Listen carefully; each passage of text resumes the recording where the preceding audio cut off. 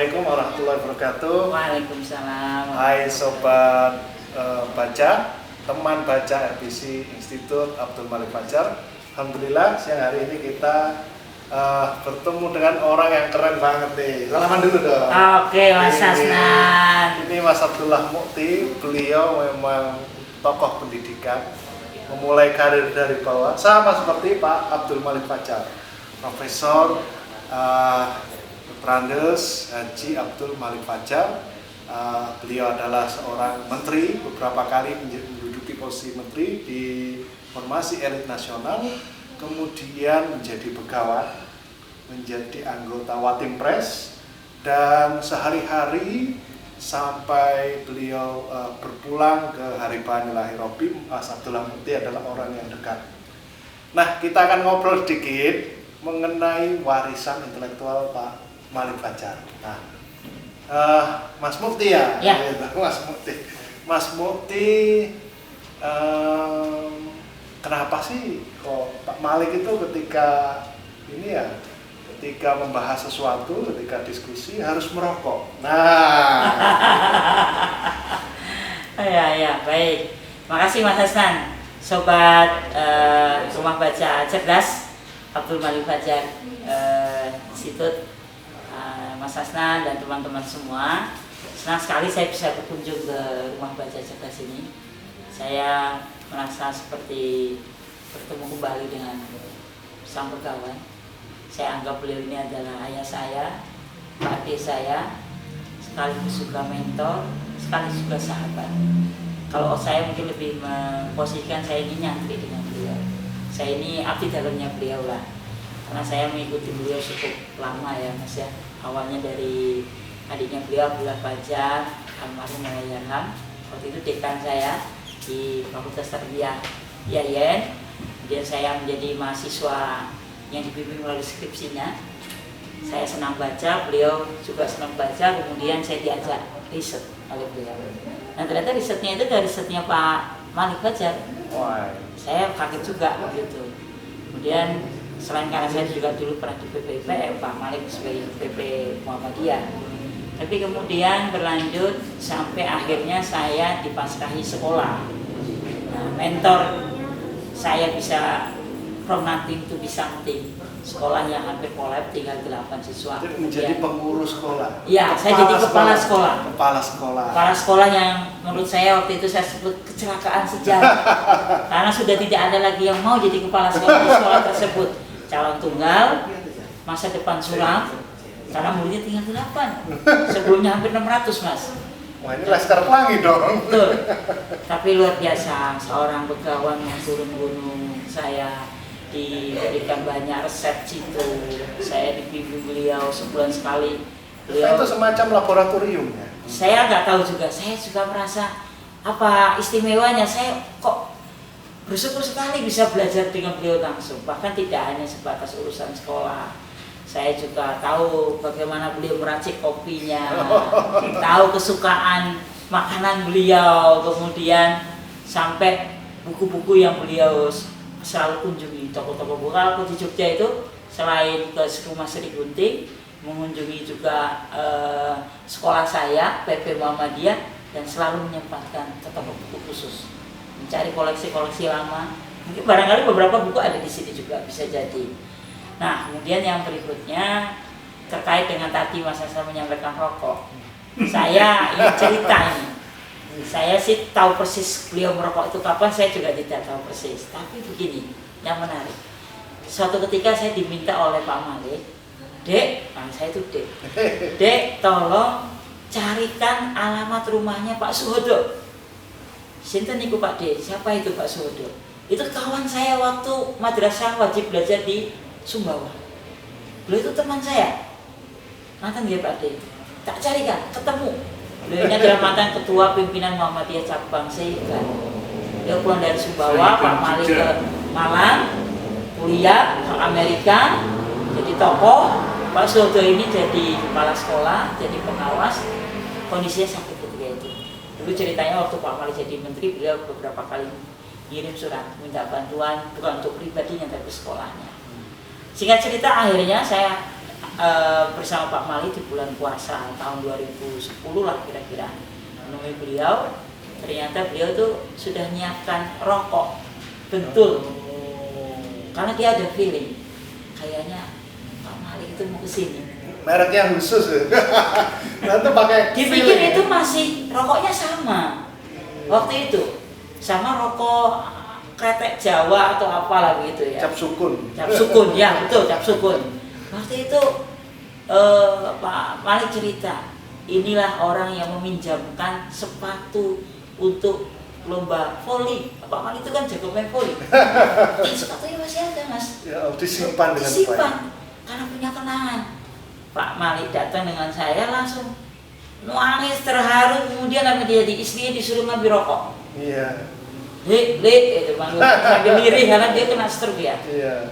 Terus saya luar biasa. Berarti mungkin kira-kira ngerokoknya sudah sangat lama. Sangat ya. lama. Itu artinya temennya itu punya kesan tersendiri. Pak Malik itu nggak bisa lepas dari rokok. Jadi rokok itu ada kisah. Bisa. Nah, tadi saya juga sudah cerita sedikit rekan-rekan rumah baca dengan Mas Aslan. Waktu muktamar itu abad ketika itu Pak Malik didahului oleh tokoh besar kita yang lain, diminta untuk menjadi ketua umum PP. Iya. Tapi waktu itu Pak Malik itu berseloroh, bukan dijawab dengan serius. Wah, masa ketua umum PP merokok? Nah, katanya, loh kan nggak apa-apa, pengecualian, nggak. Oh, saya nggak mungkin lah. Muhammadiyah kan fatwanya sudah mengatakan nggak boleh merokok. Tapi kan baru administrasi ya, bukan PP Muhammadiyah ya.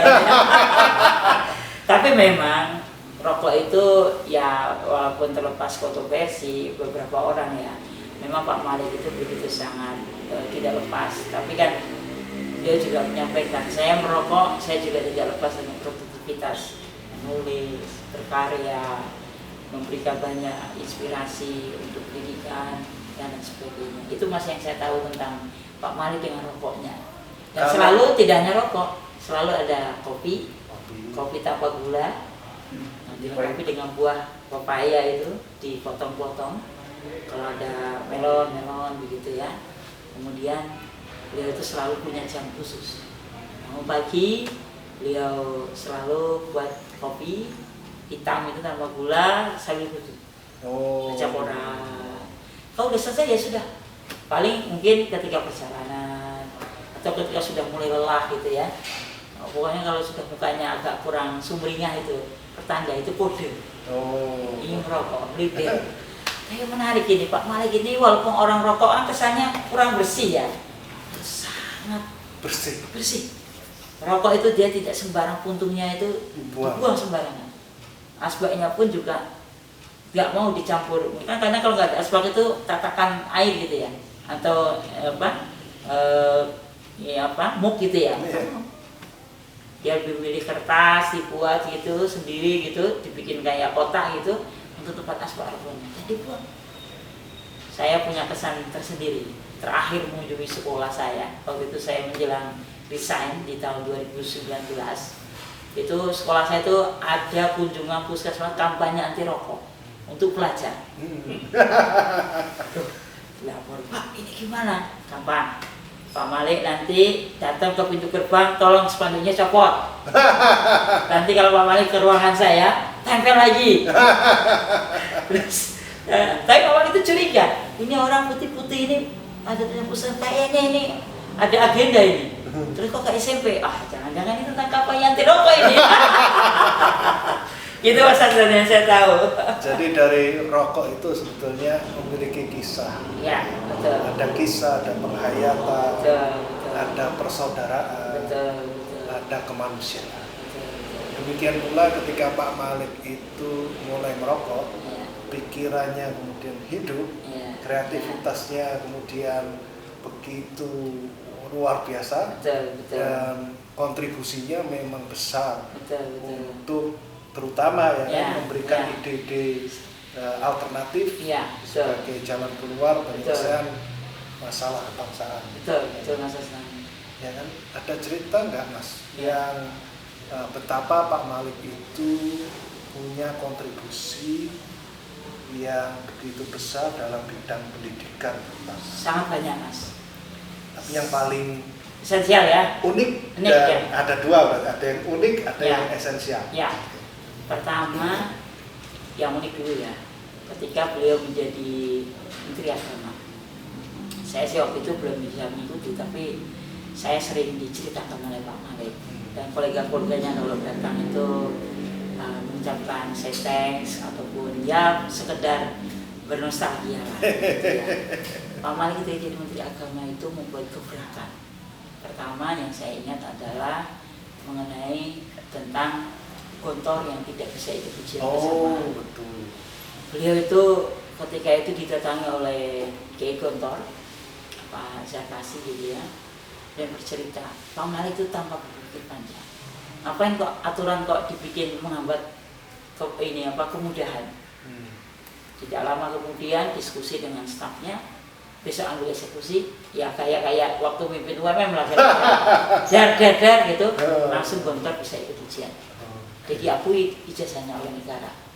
Itu yang pertama. Yang kedua, kalau melihat IAIN berubah menjadi UIN, dulu awalnya itu Wedermendit, penyebar luasan dari fungsi institut menjadi universitas. Itu awalnya sederhana, karena di daerah-daerah banyak afiliasi hal itu. Kemudian akhirnya tidak bisa maju dan berkembang. Nah, terus kemudian waktu itu ujian untuk universitas sangat sulit sekali. Beliau itu berpikirnya sederhana, ngapain? Kok gini aja kok nggak bisa dirubah. Jadi nggak sembarang. Pak Malik itu juga punya basis epistemologi keilmuan yang sangat dalam, punya alasan secara epistemologi lah. Kenapa kok ini jadi UIN? Kenapa kok tadi Gontor? Itu punya landasan etik keilmuan yang sangat luar biasa. Ada referensi yang bisa. Ya, kira-kira begitu. Ya. Betul. Jadi nggak sembarang, nggak main hajar. Kayak Menteri Nadiem sekarang kan mungkin ya. Hajar, pokoknya regulasi rubah. Kalau regulasi menyulitkan aja, tapi kan ngawur. Saya gak ikut-ikut. Tapi Pak Malik itu, beliau itu betul-betul punya basis akademik, kemudian naskah akademiknya begitu sangat dalam. Jadi pertimbangannya itu untuk memutuskan sesuatu didasarkan kepada kajian akademik yang Ya, serius. Betul. Kemudian yang ketiga, tadi menyambung pertanyaan Mas Hasan itu, kepangkatan. Kepangkatan dulu itu sangat, orang mendapat 4A itu lama sekali. Pak Malik ini namanya menyulitkan orang lain. Tebas, 4 pangkat itu ditebas sama Pak Malik Fajar. Sehingga lompatannya sangat luar biasa. Ya mungkin revolusioner sekali beliau itu. Dari sisi tadi institusinya, dari sisi tadi masalah kelembagaannya, sampai dari sisi kepegawaiannya, SDM-nya itu. Artinya kan eksekusi yang ia upayakan itu, eksekusi politik dan Ya. birokrasi yang ia upayakan, sebetulnya itu merupakan perjuangan betul. Ya kan, betul. atas dasar hal yang sudah dipikir begitu matang. Betul. Ya. Okay. Itu. Kemudian kalau di pendidikan nasional, Pak Malik Fajar ini ya kita tahulah legasi Undang-Undang Sipdiknas 2003 itu juga di era beliau, dan itu juga proses cukup panjang. Beliau itu sudah memulai buat skoci gitu ya di Komite Reformasi Pendidikan Nasional. Waktu itu ketuanya adalah Prof. Sianto, mantan rektor UNY. Terus kemudian juga beliau melihat sudah saatnya pendidikan nasional ini harus ada perubahan. Dan yang menarik, salah satu legacy yang kenapa mungkin Undang-Undang Pendidikan Nasional kita sudah sangat lama tidak diganti, itu karena ada satu pasal yang itu merubah sangat fundamental tentang anggaran 20% yang harus dialokasikan oleh negara, APBN ya? Iya, kepada pendidikan nasional. Walaupun pada kenyataannya kebanyakan itu habis untuk anggaran belanja pegawai. Eksekusinya kan. Padahal Pak Malik pengennya tidak itu. Tapi bagaimana pemerintah itu hadir? Dia itu selalu menyampaikan begini. Ingat pembukaan Undang-Undang Dasar 1945, mencerdaskan kehidupan bangsa. Itu artinya apa? Negara ini wajib menjaga kehidupan bangsa. Makanya di pasal itu di tengah hingar-bingar masalah menjalankan kehidupan beragama sesuai dengan ini ya, yang diyakini oleh siswa ataupun peserta didik di sekolah masing-masing, itu sebenarnya yang lebih esensial masalah anggaran 20% tersebut. Dan itu legasinya. Ini yang esensial tadi ya. Pak Malik Fajar selaku Menteri Pendidikan Nasional. Kemudian ya tentang konsep manajemen berbasis sekolah itu MBS. Walaupun sebenarnya memang MBS ini akhirnya sekarang sudah tidak mengemuka lagi, padahal itu sangat efektif.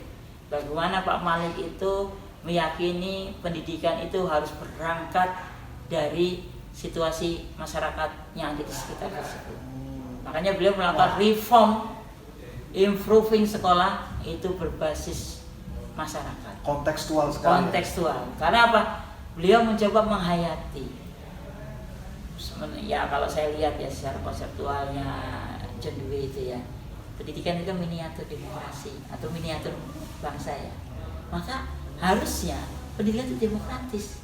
Artinya apa? Pendidikan itu harus melibatkan partisipasi berbagai macam stakeholders. Makanya harus diajak. Jadi negara nggak boleh serta-merta semuanya masyarakat menggantungkan harapan pada negara. Nah, masyarakat juga harus berdaya, dan itu kalau diberdayakan sungguh luar biasa. Karena negara nggak mungkin bisa mengcover pendidikan secara keseluruhan. Makanya kemudian beliau menggulirkan tentang manajemen berbasis sekolah atau yang kita kenal dengan MBS. Beliau juga tidak serta-merta.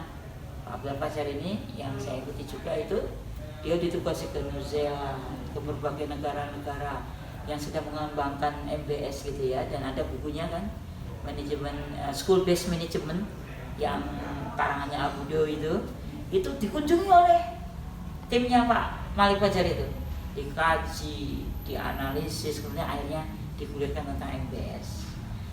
Kemudian yang lainnya saya melihat Pak Malik ini dari sisi birokrasi yang dilakukan ya. Beliau tipe orang yang ya kalau kita tahu di Muhammadiyah kan tidak kaget ya, koboi gitu ya. Jauh sebelum belusuan itu beliau sudah melakukan itu, dan itu dilakukan juga waktu jadi Menteri Pendidikan Nasional. Jadi biasa Pak Malik itu mengunjungi daerah, bahkan undangan jam berapa beliau sudah datang duluan. Beliau ngangkat yang kecil-kecil, kamar mandi, kemudian kebersihan. Jadi mungkin karena karirnya dimulai dari bawah. Betul, betul. Dia karena beliau bilang saya ini guru. Beliau selalu mengatakan saya ini guru. Saya ini lama di sekolah. Jadi memang betul-betul tahu A sampai Z-nya tentang dunia sekolah itu kayak apa tuh ngerti. Bagaimana beliau cerita sama saya ketika di Sumbawa dulu beliau itu digaji dengan bongkahan kayu bakar, bongkahan kelapa, itu jadi membuat beliau itu berpikirannya itu ya pendidikannya berbasis masyarakat. Mungkin itu ya riwayat yang membuat ia bisa berpikir jauh lebih komprehensif. Betul. Karena ia tahu apa yang ada di akar rumput. Akar rumput, dan beliau selalu berbicara pendidikan kita ini bukan Jakarta, bukan Malang, bukan Surabaya, bukan Jogja, tapi Indonesia. Ya, berbineka, beraneka ragam. Variasi istilahnya konteks yang dimiliki berbeda-beda. Itu mungkin Mas yang saya tangkap. Ini terakhir ini kita kan generasi milenial nih ya kan. Ya. Kira-kira apa yang hal yang sangat penting yang harus dipelajari oleh generasi milenial dari Pak Malik? Ya, yang pertama kalau saya di tengah kondisi masyarakat kita yang kompleksitasnya luar biasa, media sosial berkembang pesat. Sebenarnya kita punya tradisi literasi yang cukup bagus ya, tapi literasinya itu tidak komprehensif. Ya saya sih hanya berharap generasi milenial bisa meneladani seorang sosok Pak Malik Fajar itu, beliau itu kecintaannya sama buku dan menulis. Literasi, cinta buku dan menulis. Nah, dan bahkan tidak hanya itu, dari membaca, menulis kita bisa memberikan peran, kontribusi. Saya pikir ini yang harus kita teladani dari anak muda pertama. Yang kedua, keteladanan yang saya tangkap itu beliau itu kan bukan tipe seorang pejabat. Beliau itu selalu yang saya rasakan mendampingi beliau. Beliau itu selalu keluar dari protokoler ya, nggak mau dikawal. Beliau itu pernah rakyat betul ya. Mau ada kunjungan Wating Press gitu, saya mengiringi itu, beliau berangkat di situ. Saya nggak mau dikawal oleh Pak Tuan. Tapi saya sakit, saya ngeliung-ngeliung, saya mau menikmati. Saya ingin, ya macet ya biar macet. Pokoknya penting sampai. Nanti kalau sana terlambat, ya saya kan pembicaranya, harus nunggu saya dong, gitu. Saya begitu. Kemudian yang ketiga, saya melihat beliau ini yang saya tulis ya di salah satu buku ini juga ataupun di tulisan satu lagi ya, sama anak muda itu begitu sangat care ya. Care. Saya nggak membayangkan seorang begawan itu mau ngobrol seperti ini, Mas Asnan, tanpa sekat, tanpa batas. Beliau itu tanpa tedeng aling-aling. Beliau kalau dengan anak muda itu baik ya diapresiasi, bahkan difasilitasi, diberi ruang. Dan yang menarik itu ya beliau ingin mendorong anak-anak muda ini agar tumbuh menjadi manusia seutuhnya. Saya sempat bercerita, kenapa Pak D kok sangat senang kalau anak-anak muda itu di Jogja itu meriung gitu ya. Saya kan selalu saya ajak beberapa anak-anak IPM, anak-anak IMM, kepala-kepala sekolah muda gitu ya. Pak Malik itu ngobrol tak lebih dari 30 menit sampai 40 menit, paling lama 1 jam. Jarang sekali saya menggodai. Kenapa Pak D kok senang sekali? Nah, kalau ketemu anak muda itu kan nggak sadar itu nulari atmosfer kemudaan sama saya. Jadi saya awet muda katanya. Tapi saya menangkapnya sisi yang lain. Beliau itu berarti kan selalu meremajakan pikirannya, fresh, terbuka. Ya saya pikir milenial itu juga literasi mungkin. Betul. Pembelajar. Dan dia ingin ngasih contoh langsung. Karena yang dihadapi ini pemimpin masa depan. Persis seperti saya waktu naik mobil mendampingi beliau, saya ditegur oleh teman motim pres satunya lagi. Karena Pak Malik di depan, saya di tengah. Turun. Kamu ini nggak sopan sama juragan kamu. Saya diam saja. Nanti pasti Pak Malik akan belani saya gitu kan. Tapi bukan masalah belaninya. Udahlah, ini yang saya bawa ini calon orang besar, minimal badan udah besar katanya. Yang kedua, lo apa sih, depan belakang itu kan beda-beda tipis. Siapa sih yang buat perbedaan belakang dan depan itu? Ya suka-suka saya lah. Mau saya di paling belakang juga boleh kok katanya. Kalau sebenarnya tujuan di depan itu biar bisa ngerokok maksudnya. Tapi bukan itu, saya pikir tidak hanya sebatas rokok ya. Tapi menurut saya beliau ingin mengajarkan kepada kita semua dimanapun kita berada, entah itu kita dalam posisi memegang jabatan publik ya kita tetap harus sederhana. Iya. Kita lihat Pak Malik itu kebersadaannya, kesederhanaannya. Kemudian beliau tidak mau yang aneh-aneh dan neko-neko. Beliau itu tegak, lurus, fokus, kemudian selalu apa yang bisa kita upayakan, apa yang bisa kita persembahkan dalam hidup kita. Sekarang kita aja. Bahkan punya prinsip yang sama dengan Pak Abdullah Fajar itu, adiknya itu. Hidup itu kan sebenarnya yang penting bisa makan soto. Kalau sudah tinggal makan soto sudah nikmati, selesai kan? Gak usah nambah yang lain lah. Begitu kira-kira. Beliau selesai sebagai manusia. Betul. Baiklah, Mas Mukti, terima kasih banyak sudah berkunjung jauh-jauh dari Jogja. Alhamdulillah. Dan tidak terasa waktu juga sudah pada penghujung. Mas Mukti, kalau memungkinkan menggambarkan sosok Pak Malik dalam 3 kata, kira-kira apa? Beliau seorang pemimpin. Beliau seorang literate, dan beliau seorang kawan yang sangat sederhana. Oke, terima kasih banyak teman Baca Revisi Institute. Berjumpa kembali di podcast berikutnya yang kita langsung.